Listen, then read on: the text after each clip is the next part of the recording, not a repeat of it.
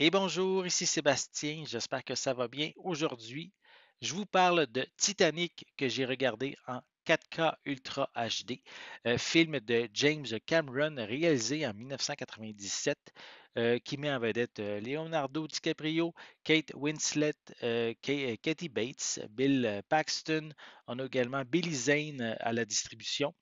Film justement distribué par Paramount et disponible en format 4K depuis le 5 décembre 2023.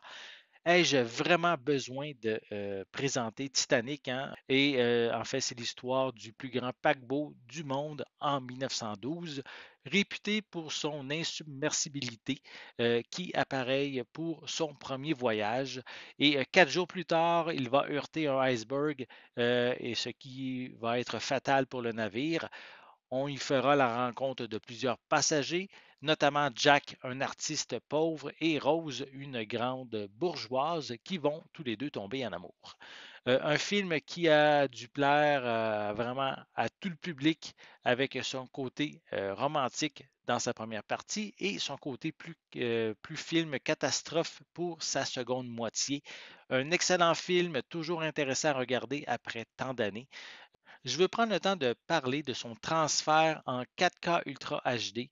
On peut vraiment résumer en un seul mot, c'est carrément wow. L'image de Titanic est parfaite, est vraiment sans défaut. L'image réussit à nous surprendre, même après de nombreuses années après la sortie du 4K, du format 4K.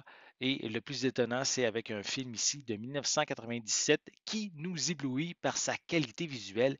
À aucun moment, l'image est granuleuse, aucun défaut n'est visible à l'écran. Un travail de restauration très minutieux a été fait pour Titanic. Les détails sont spectaculaires. Les gros plans du visage révèlent un niveau de complexité que même l'excellent Blu-ray qui est sorti il y a plusieurs années ne réussit pas à atteindre. Le film propose des textures riches comme les vêtements, les accessoires, la porcelaine et même la chaufferie, où on peut remarquer les couches de graisse et la sueur des travailleurs. Si vous n'avez pas encore compris, cette édition 4K est vraiment à avoir absolument. Pour les pistes sonores, elles sont offertes en anglais Dolby Atmos, anglais stéréo, français européen 5.1, espagnol 5.1 et avec une piste anglaise audio description. Et on a aussi des sous-titres dans les mêmes langues. Je trouve juste ça décevant que le doublage en français canadien ne soit pas inclus dans cette édition. Personnellement, je suis habitué d'entendre la voix de Joël Legendre qui double Leonardo DiCaprio.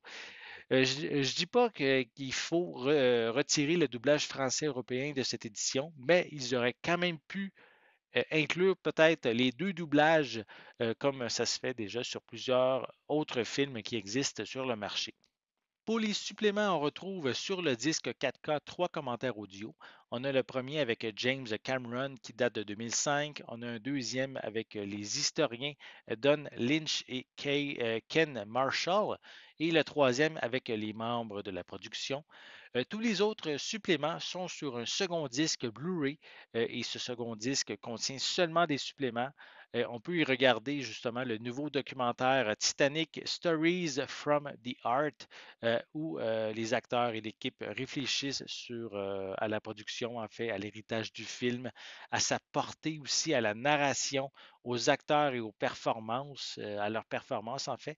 On a aussi aux costumes et aux éléments de conception de production, à l'exactitude aussi historique des événements, aux scènes et aux effets visuels du long métrage. On retrouve également deux autres documentaires, soit Reflections on Titanic, qui couvre la réalisation du film. Il est question de comparaison du naufrage, de la romance, le casting et leurs personnages, les décors, les lieux de tournage, l'authenticité du navire recréé, le travail et le dévouement de James Cameron ainsi que le budget.